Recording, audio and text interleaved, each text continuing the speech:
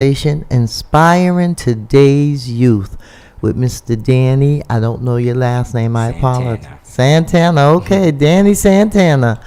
It's so great to have you in here today, and I want to give a shout out to Sam Pierce for Thank you, sister. making it happen. I really appreciate him and the work that he does in the community. He is a true soldier. When I say True soldier, a soldier, sister. that's exactly And let what me tell he you, is. one of the biggest advocate supporters that ITY has seen in the last year. Great, great. So we have a lot of folks in the studio today, and we're gonna let you get started by introducing yourself, tell a little bit about your program, and then we're gonna move and have each one speak and say who they are, and tell us a little bit about themselves. So go ahead. Hi, good morning, Sister Prilla. Once again, thank you for the invitation. It's always a pleasure to come on board Boston Praise Radio. I've been here a couple of times. Pastor Hobbs has seen the creation of ITY since the beginning. My first appearances was just talking about ITY, but look at us now. ITY is a legit entity, it's a legit organization, and I have done amazing things with these teams that I've had a chance to work with this summer. You know, it is one of the best learning experiences that I've been given.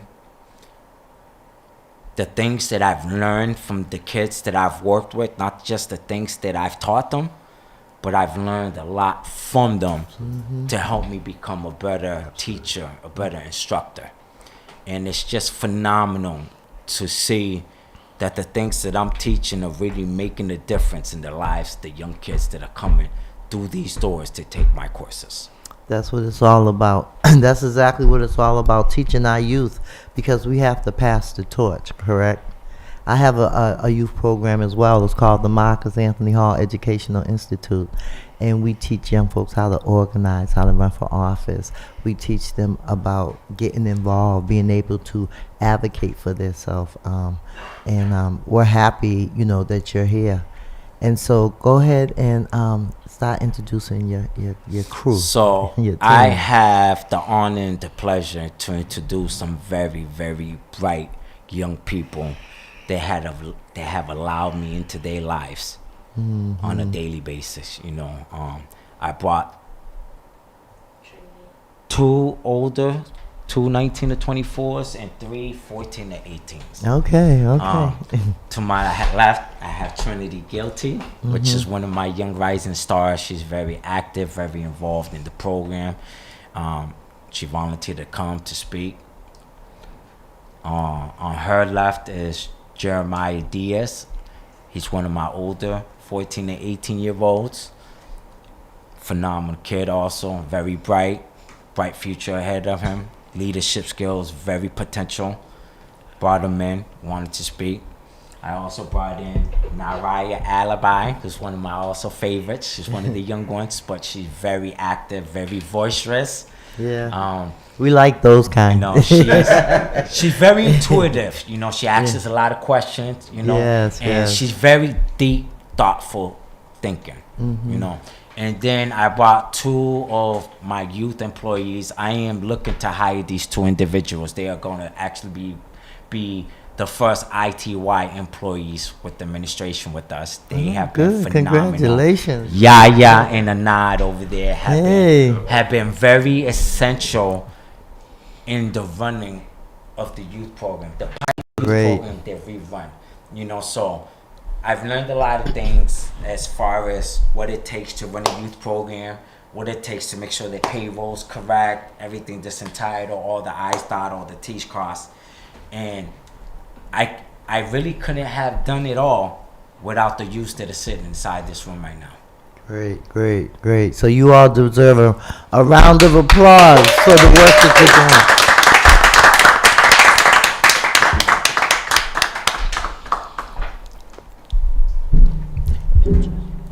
Okay, so let me start. I don't know where this began. I'll start from you. I'm sorry, your name again? Naraya. We'll start with you. Tell us a little bit about yourself, where you live, how did you find this wonderful program? Okay. Go ahead. Okay, so I found out about this program by a family friend, and I was willing to do it because, like, I just wanted to try something new. And, like, for the first day of orientation, he was telling us, like, what we were going to be learning about and what we were going to get ourselves into. And I was interested in, like, what he was providing, basically. Great, great. Trinity? I actually found this out by my mom's friend because she had put it on like Facebook and was like, oh, she should go here. And I was like, I want to try something new also and be out the house and just go there even if I didn't get paid and was still listening to stuff that I haven't heard about in school. Very good. You gotta say your name. Oh, Jeremiah. And I met him through my mom. He met my mom first and then he came to me.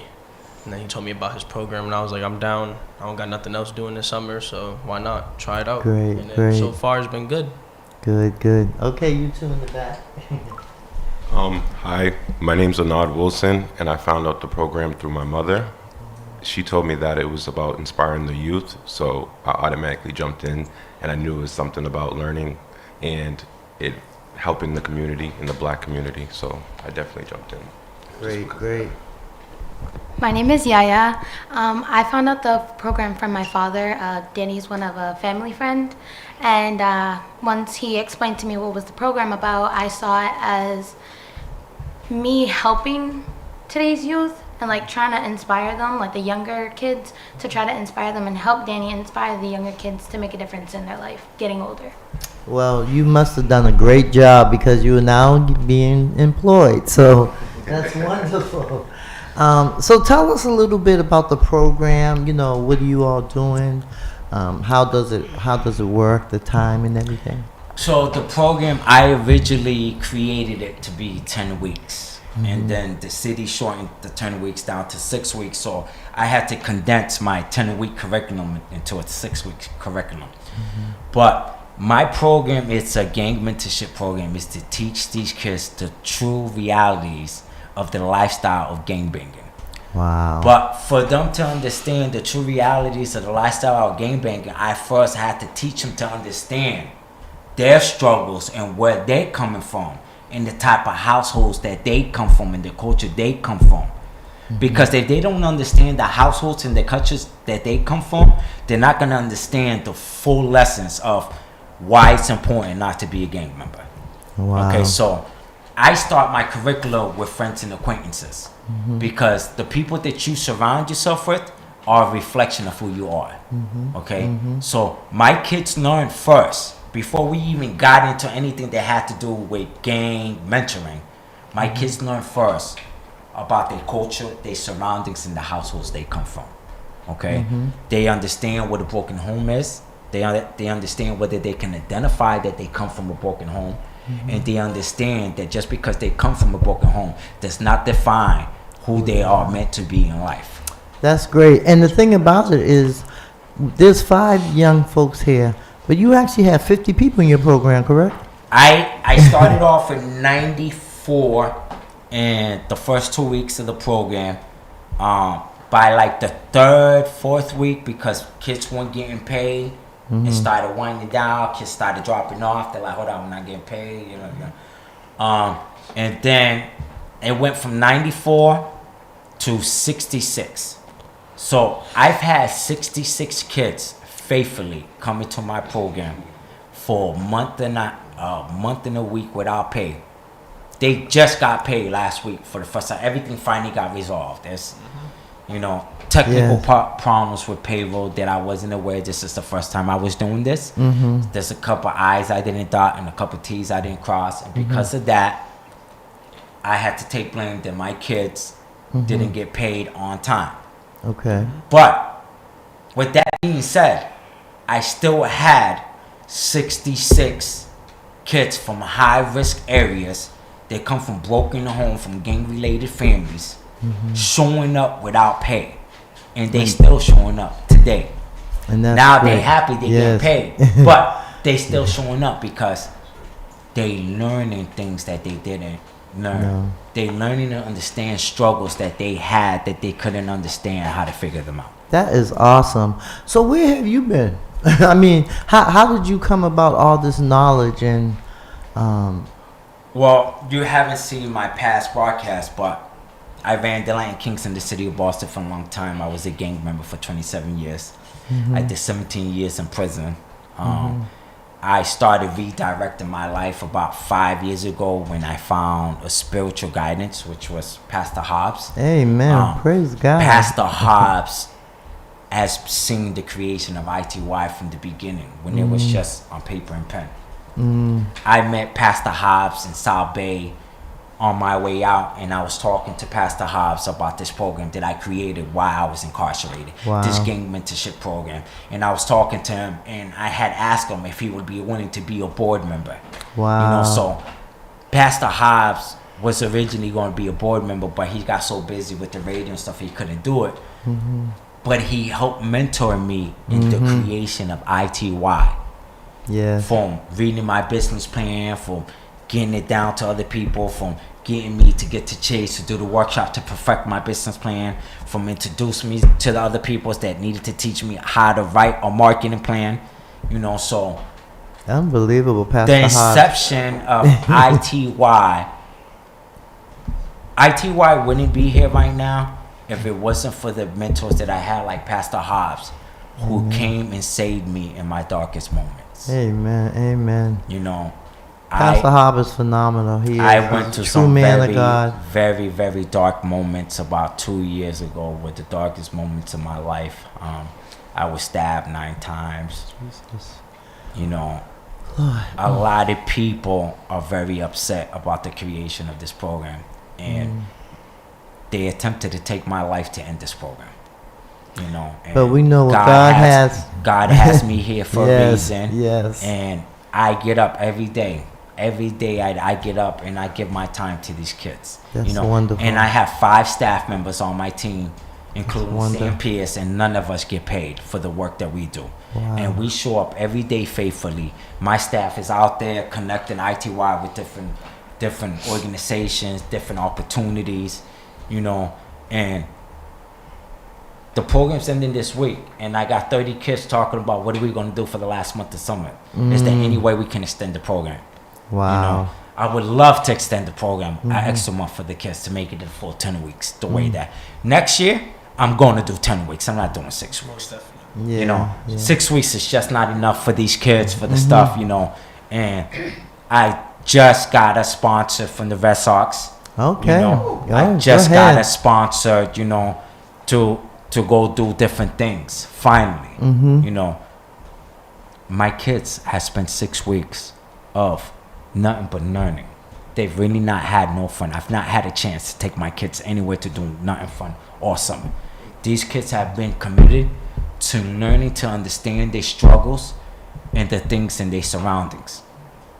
And I'm on today, you know, because we still have to raise $6,500 for graduation for tomorrow. Wow. I still need to raise $500 for down payment by today to make sure that my kids have their graduation certificates and their shirts for tomorrow.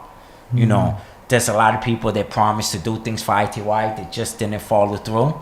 And this was why we were so happy to come on board, because hopefully we're hoping that we can get 50 listeners just to donate $10 to help us pay the $500 by today, so we can get the certificates and the shirts for the graduation for tomorrow. You know, it's been a struggle. It's been a struggle, but it's been a blessing. You know, I get up every day to work with these kids from 9 a.m. to 2 p.m. because these kids help me to understand the reason why I'm so committed. The reason why I'm in recovery. The reason why I get up every day without pay, regardless. Whether it's raining, regardless whether I'm sick, I'm up in there. You know? And a lot of these kids depend on me. A lot of these kids don't have nothing to do for the summer. They know that they come from surroundings that their mothers ain't gonna let them just go out there to go play because it's not safe. It's not safe. Yes. So yes. they need this. This gives them a chance to socialize. It gives them a chance to grow, and it's teaching them responsibility of what it is to have a job for the first time, what it is to get up at a certain time, to have to be at work at a certain time, to be dark because you're late. You know what I'm saying? What it Shows is to have responsibility. Yes, exactly. You know, and a lot of these kids are learning that, you know, and it's just not the lessons of the workshops that they're learning. They're learning actual etiquette that they're gonna need to be able to move on in the workforce. That's great. Now, do you have any other people that support you with as far as training the young folks? Are you the only one? No, I'm the only instructor. Wow, I'm the only unbelievable. instructor. I created all the workshops that I teach these kids. And all the workshops that I teach are just stages of my life and lessons and experiences that I've gone through. And I put it into paper so that they can understand. Wow, it's amazing. Yeah, you. My kids know everything about me. I'm correct. How many books have I read?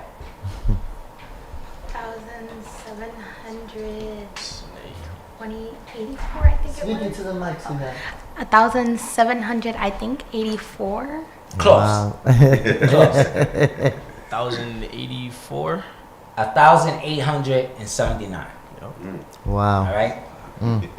What are the That's three a lot stages of of life? reading. 3 stages of life. What's the first stage of life? Marriage. No, that's the third stage. That's third stage. First stage is birth till 18. Birth to 18, right? And who takes care of us from birth to 18? Our parents. Moms. Right? And what is their job to do? To install in us what? Knowledge. Everything we need to be successful, right? What's the second stage of life? Mistakes. 18 to 30. 18 to 30, 19 right? to 30. 19 to 30, right? This is the second stage of life where you're allowed to what? Make mistakes. Make all the mistakes in your life, right? This is the first time, your first experiences for everything, right? What are some of the first experiences that you're going to have during this stage? Heartbreaks. Heartbreaks, Friends. friends, Jobs. jobs, Financial. financial difficulties.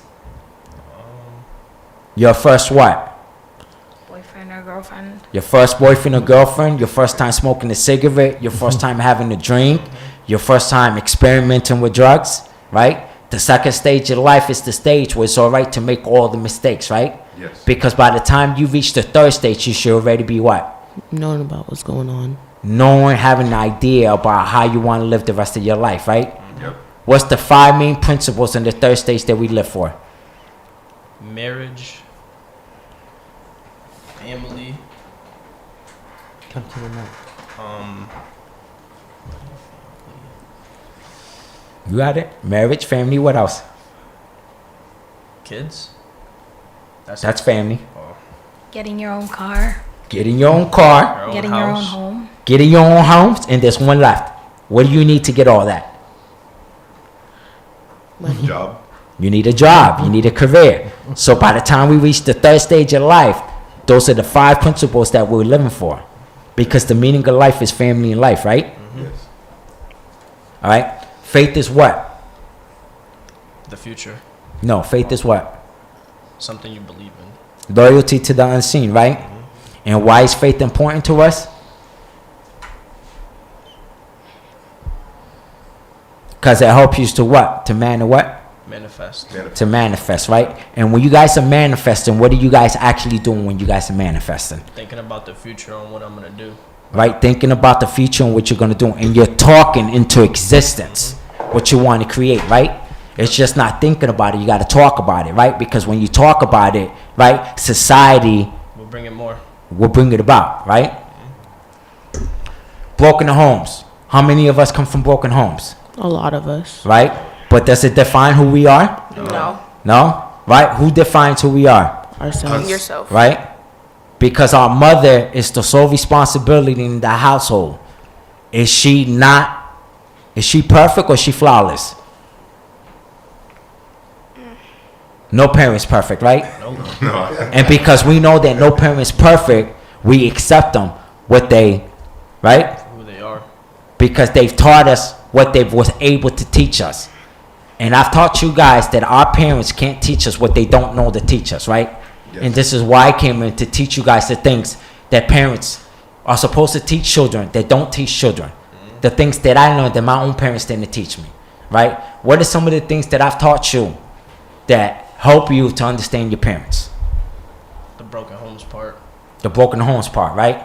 Understanding the two things that affect any race, creed, or culture, which is what? The environment. No? No? What are the two things that attack any race, creed, or culture? Whether you're poor or rich. Drugs. Addiction and what else? Depression. Depression. Those are the two main factors that attack any race, creed, or gender, right? Right? And who are the people that are more prone to be affected by addiction and depression? Your parents. Right? So we have to have an understanding that sometimes our parents aren't perfect. That sometimes our parents weren't taught the things that they needed to be taught to teach us. And we can't hold a grudge against them, right? No. Moving on. The power of education. Right? Why is education important? Because you need knowledge to be able to succeed in life. Right? When do you stop receiving education? You don't.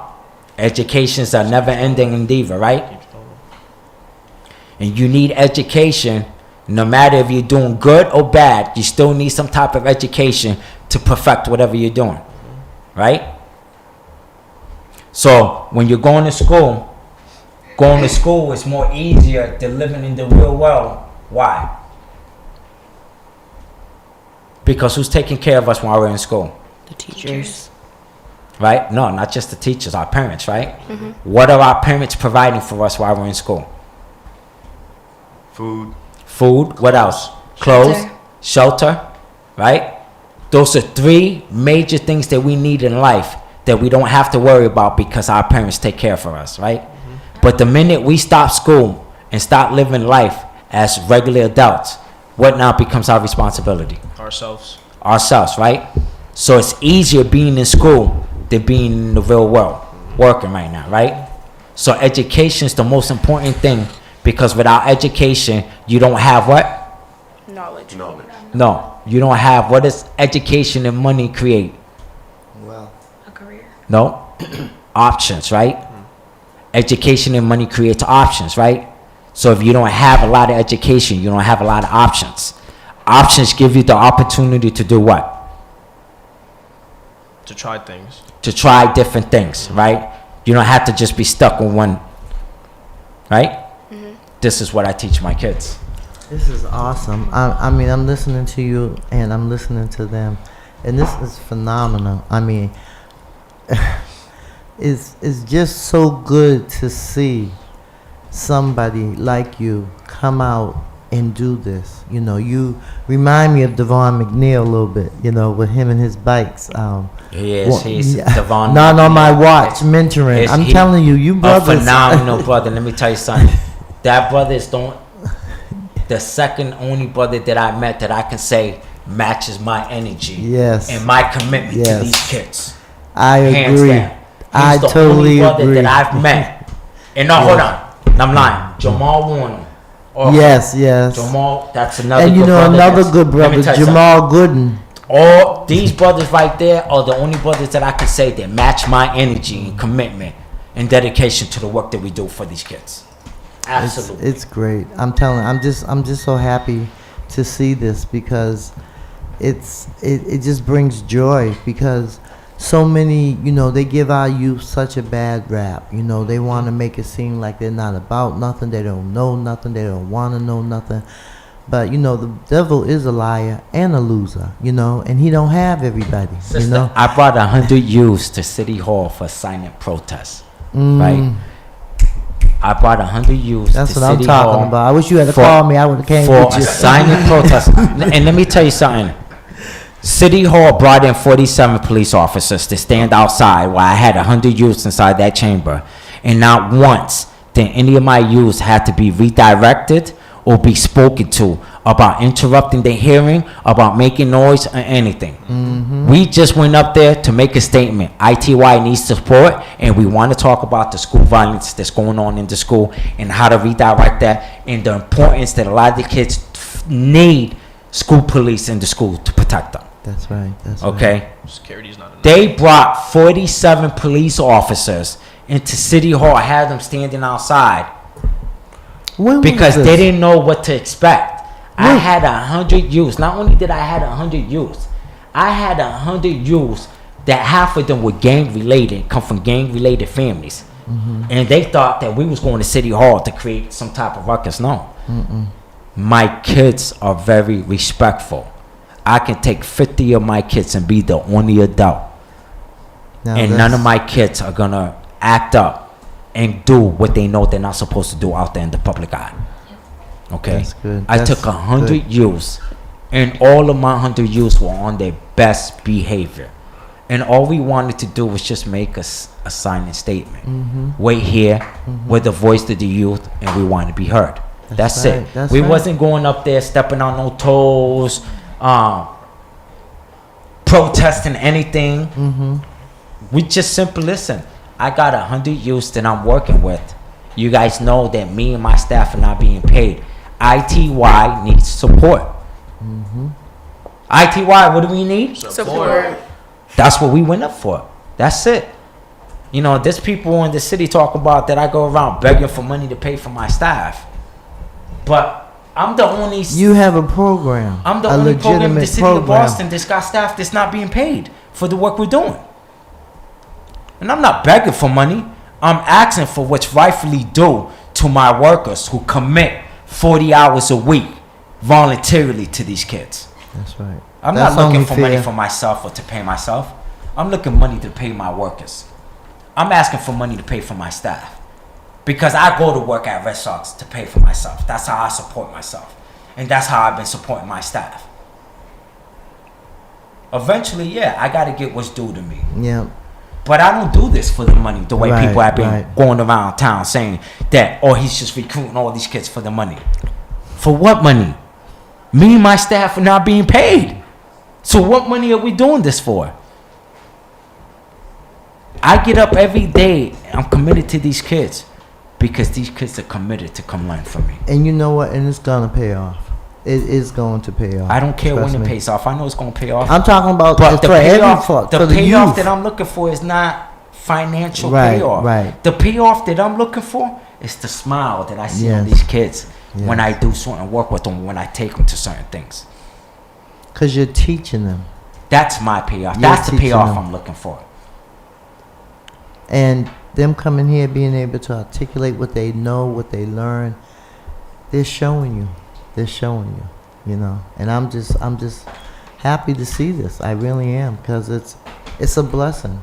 It's a blessing for me to see these young folks out here committed to change. Naraya was one of my students in the beginning that was the hardest to get through. Because, like her, there's a lot of kids that have a hard time just trusting anybody new. Okay?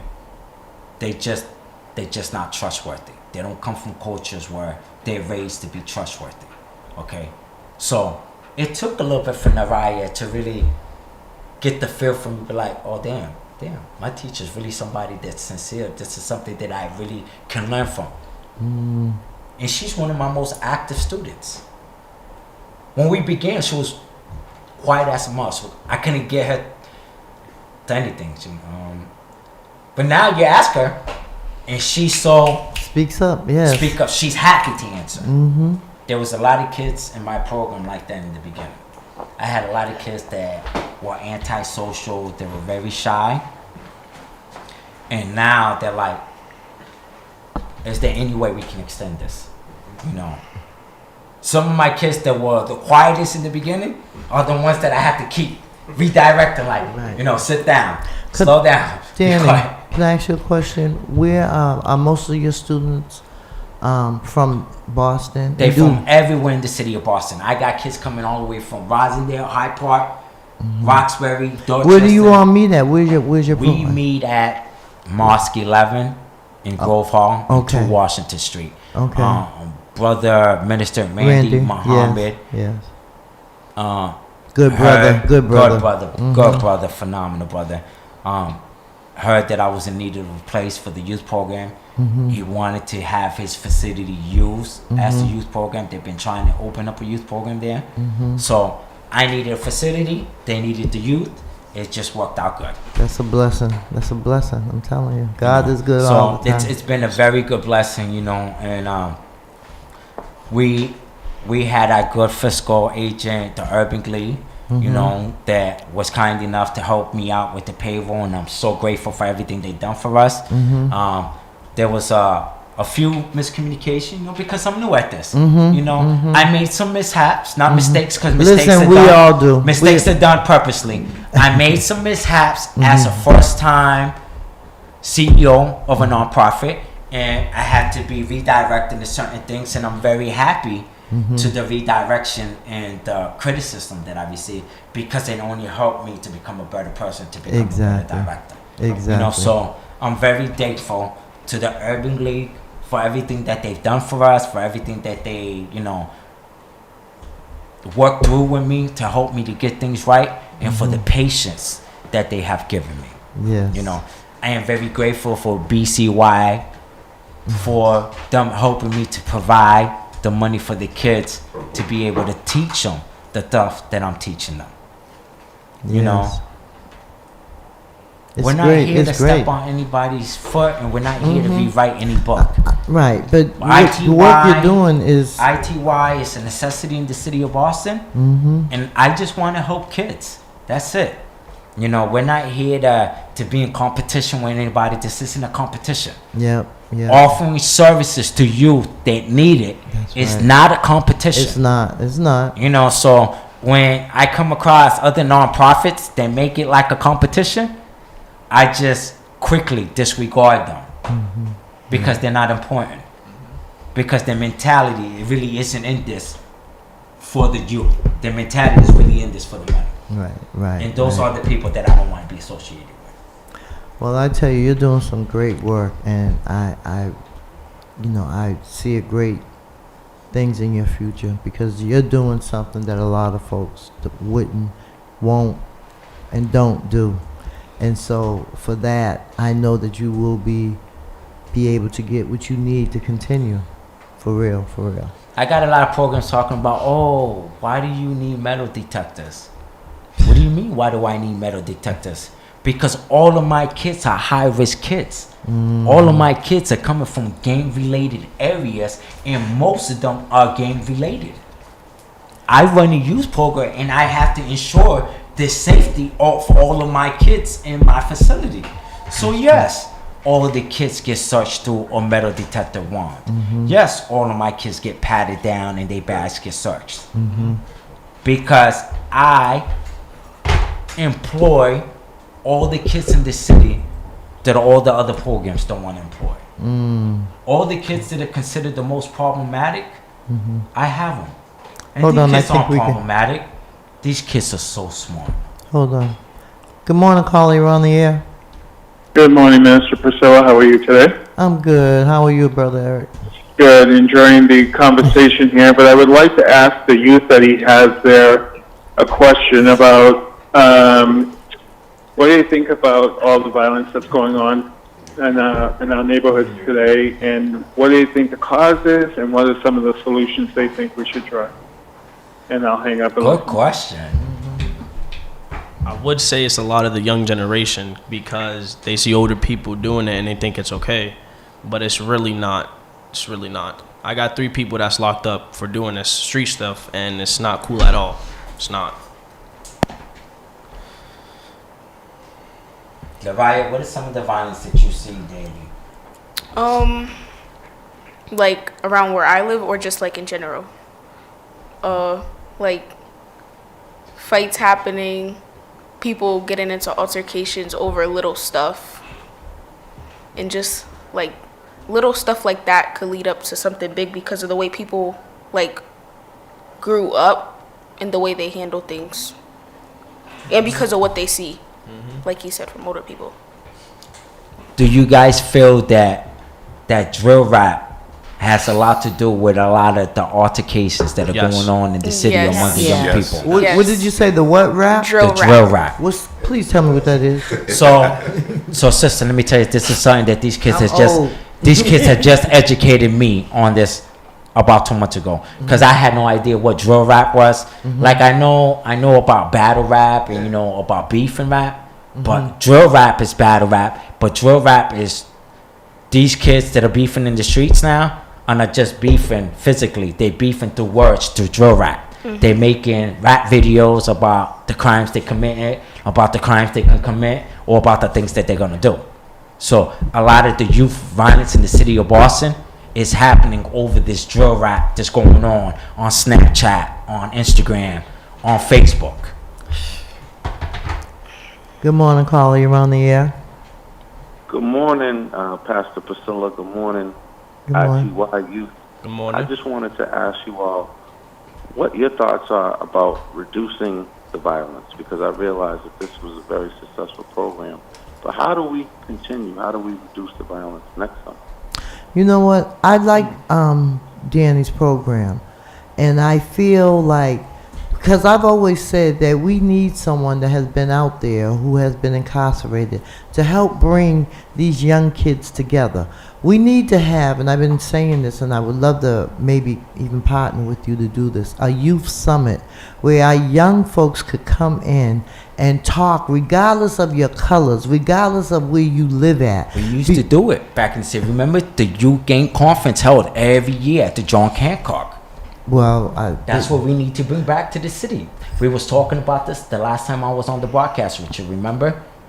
That's because I think that is something that we could do. Absolutely. I think with the organizations that we have, the Block, Nubian Square Foundation, Nubian Square Economic Development, Flint and Associates, BECMA, maybe the Urban League, the NAACP. We need to have something that we can bring youth from all over the city, not just the city, but the state, because a lot of young folks are feeling the same thing in other areas, and everybody don't have a Danny, everybody don't have a Devon McNeil, and so I believe that we can do it. Don't tell me I can't do anything, because I'll say, oh, really? People have told me I couldn't do things, and I have done them. There were so many people that told me that I wasn't going to make ITY a real creation. Yeah. And look at where we're at today. Right. That's why you don't listen to naysayers. Now, what are the students doing after they leave ITY? Just go home. Or if not, we just chill for a little bit. But what about after the program ends? Are there ways that they can stay in touch with ITY? Oh, you talking about? Actually, So he's talking about the discharge that I did with you guys. Why don't you explain what I did with you guys yesterday? Discharge? I don't really remember, but... Well, so we was talking to Danny about like we were going to do after the program, and he was giving like us program offers and was like putting our names on lists so he can go and talk to them about what we're going to do after the program and how we're going to stay active during the rest of the summer. So we have 34 stipend opportunities. If you want your CDL, you want to become an EMT, you want to work at Brigham and Women's, you want to work at Beth Israel, you want to get into culinaries, you want to get into trades, you want to become a bartender, you want to get into hospitality. I have over 34 stipend opportunities. Wow. And I sat yesterday and I made them all pick 3 opportunities that they want to be a part of. Okay. Before they leave, by next week, I'll be in contact with all of these different agencies that are offering these opportunities to enroll all of my kids into their next opportunities. Wow, unbelievable. That's amazing. Well, That's sounds amazing. Like job creation too. Yes, definitely. You basically connecting some of these kids to So jobs. That's right. I'm planning to hire 6 of the 11th, 19th, and 24th that we got for the summer. 6 of them are going to be part of my actual staff for ITY. Wonderful. Oh wow, that's amazing. Yes, Well, I just wanted to call and tell you how much I really am excited about the program, and I keep on doing what you're doing, brother. Yes. Appreciate it. Thank you, man. Thank you so much. This program is wonderful, and it seems like it needs to be more than just a summer program. To me, this needs to be an alternative, for our young folks. That's why I created the Marcus Anthony Hall Actually, it was named because a young man, 31 years old, who was part of another organization I ran, was shot and killed June 14, 2016, when he took his 4-year-old son to the barber shop. So that has inspired me to create a program where our young folks can learn about organizing, can learn about advocacy, can learn what moral leadership is, to learn about financial literacy, budgeting, entrepreneurship, all these. Yes, all of that. And the thing that I love most about the kids is that even though the summer program is ending, they've all found out about my Feeding the Hungry program. Okay. So we go out twice a month on a Friday to feed the hungry. I haven't done it since the beginning of the youth program, but now that the youth program's ending, I'm going right back to it. Right. And the majority of my kids have all volunteered to be a part of Feeding the Hungry program. Wow. They want to stay with ITY. They want to be able to go out there twice a month to go feed the hunger. And That's feed the wonderful. addicts, I mean, and it's that's like, yes. and it's like Trinity, for example, sent me a text the other day. She was like, I wish the program could be longer, right? But she was the 7th person that texted me that day with the same type of text. See, these are the things. Is there any way that the program could be longer? We still have a month left of summer. What are we gonna do? So even though the program's ending for us, you're still going to be active. I just got them sponsored by the Red Sox. I'm working on other sponsorships. I'm working on other activities. I still trying to take them to water country. I'm trying to raise the money to take us all to water country. I want to be able to do something fun for my kids. I hear you. I hear you. I feel that they deserve it. They put in a lot of time and effort to come to learn, and they should have some fun before the end of the summer. I agree. I totally agree. So maybe we can make some phone calls to some folks and see if we can get some sponsorships. Like we're really in need. We're just trying to ask 50 people that are listening if you can donate $10 to us today so that we can pay $500 to get their certifications and their shirts for graduation tomorrow. So how would they? They can look us up online on our website. They can donate directly on our website to the tell PayPal. Us your website. Our website is www.ityouth.org. That's ITYOUTH.org. Or they can donate to us through Cash App at $ITY Inc. Okay. All right. So those of you all who are listening, this program is great, and I'm gonna see how I can support and help and get you all some donations and stuff. 'Cause I do know some folks. Thank you, man. We greatly appreciate it. No, really, because this is something that we need, and the fact that you're doing all this on your own dime is amazing. Just like Devon, same thing. I mean, you all are so dedicated, and you all need to have support, and you need to have support where you're not running around crazy trying to raise funds to do this. And there's organizations out there that understand that and know that, and so we're gonna see what we. I'm not gonna make any promises, but I know that there are some folks that will be able to get them a good graduation tomorrow. I am so grateful to the officers at B2. We have a phone call. Good morning, caller. You're on the air. Hi, Priscilla. It's Andrea. Oh, good morning, Andrea. How are you? I'm blessed and I'm happy. I'm just calling you to say what a great program. You can sign me up as a donor. Thank you. I appreciate you calling. And I think that there will be a perfect match for Mahi. To do work with. Right. Both groups. Right. Them attending Mahi's programming and Mahi attending ICU's programming. Right. I think we learn a lot from each other. Exactly. And a lot to the community. I agree, Andrea. And we should bless them with what we know and what we have and our love for them. So I just wanted to say that. Say thank you for this powerful, beautiful work and setting a something out to the young people. That they're wise enough to know when something is that is just so the people for them. If you get to take it, How to get that? To change the world. Well, thank you. Thank you, Andrea, for calling. And I appreciate you. And yes, we are going to try to help these young folks because this, there's a lot of, there's supposed to be a lot of, I think this, I hear feedback. Okay. All right. I think that, we may be able to support them, help them some kind of way, get, some funding, maybe help them with a grant or something. But I really believe that this program definitely needs to be funded. And it doesn't need to be funded for a year. It needs to be funded for multiple years. And so, there's a lot of organizations and stuff that are saying, oh, Black Lives Matter, Black Lives Matter. Well, Black Lives Matter. Let's support Black lives. Okay, let's support ITY. And so I am so glad that you all were able to come here today.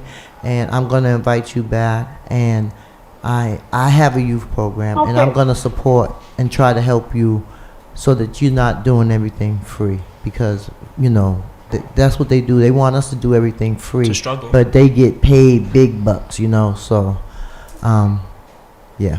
Thank you, Sister Priscilla. Thank you very much. Andrea? Okay, I'm gonna hang up. All right, and okay, good. No, go. I'm sorry. Yes, I'm just so excited, about meeting you people, because that's what I do. I try to support our community the best way I can. And I'm also an author. This is my book right there. See that book? I look back and wonder how I got over. That's me in that red dress. And I tell you, I've been through some things. And it's only by the grace of God that I'm able to stand here and sit here and do the things that I do. It's because I love my people.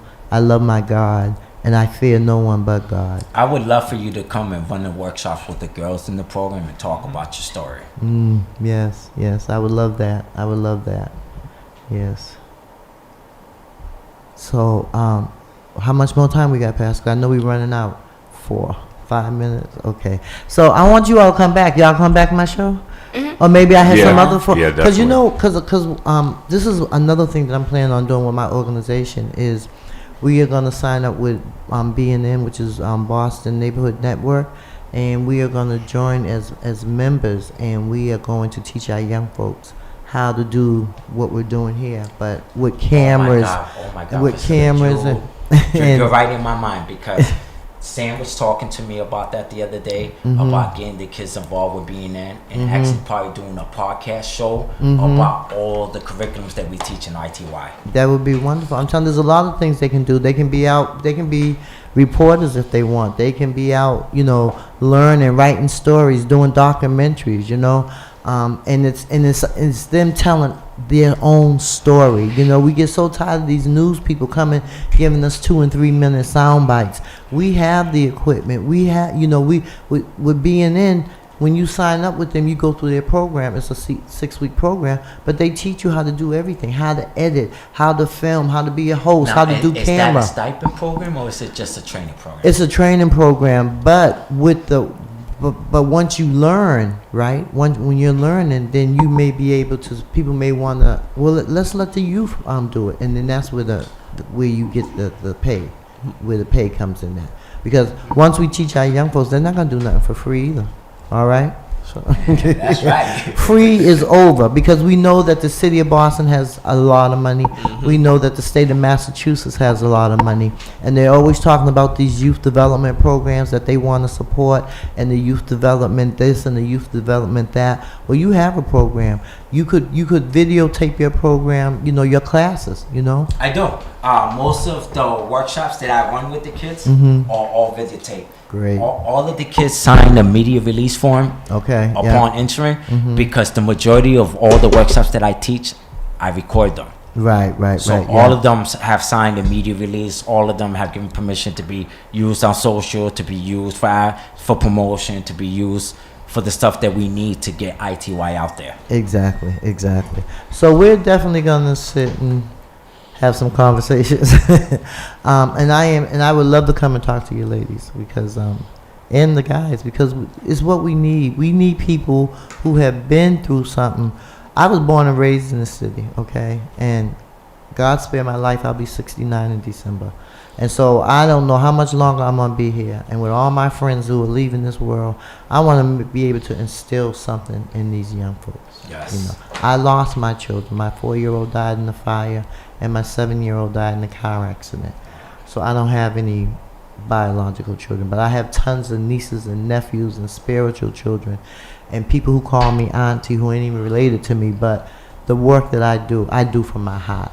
You know, I do because I care about my people. You know, we were brought over here, black people were brought over here as slaves with nothing. And every time we built something, the white man would come and tear it down or burn it down or bomb it. And it's time out. The last poet said, the revolution will not be televised. It will be brought to you live and in color. I say this is the revolution because we are the people and we have the power. And that is my motto. And I stand by what I say.